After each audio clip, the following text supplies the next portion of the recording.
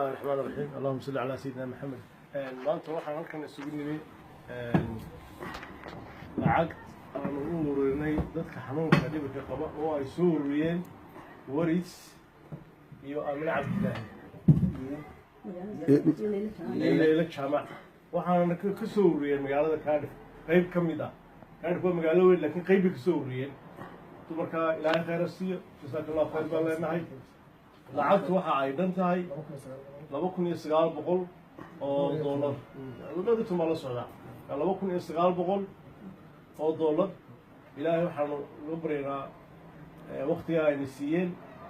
ay ku soo ururiyeen jazakallahu khayr baa leenahay waxa kale aan u sheegaynaa dumar kale magaalada degana in ayaguna ay ku daydaan sida wanaagsan ay u soo ururiyeen إن شاء الله حسنات قصية وصينا إلى خير هالسيو سلاح الله ومن عيله ومن مقنع عندنا ومن مقنع يعني إن العين ذكر حنوصنا إياها العاوية إن شاء الله بإذن الله الكريم. أنا روادي وحنكون هذا غير سيدا ونحسن يا ذهب شو غير قامتين إلى هاي الأشركين إلى هاي السيو. إن شاء الله بإذن الله الكريم. وأنا كم بعد سنتين ها. بعد ما سنتين. جزاك الله خير.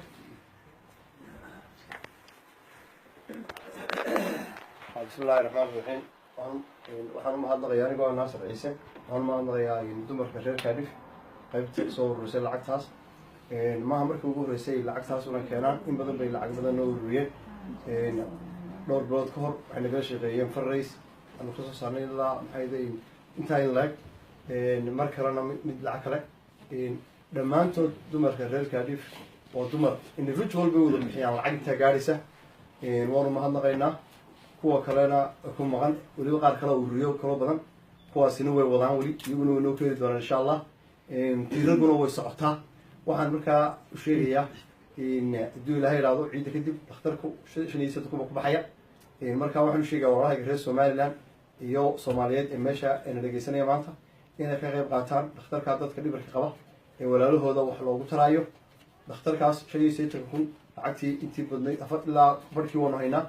markaas waxaan ka dalbanaynaa inay dadku soo tabarucaan magaalooyinka kale Sheffield way dadaalaysaa Bristol way dadaalayaan magaalooyinka kale waxaan ka rajaynaynaa Swansea Manchester taasoo ku rajaynaynaa in dumarka reer Somaliland waa laf dhabarka ururkan leeyahay waa maasantihiin Leila Aamina iyo Waris halkan la joogo hormoodka iyo kuwa kale assalaamu calaykum waraxmatullaahi wabarakaatuh aniga Naasir Ciise assalaamu calaykum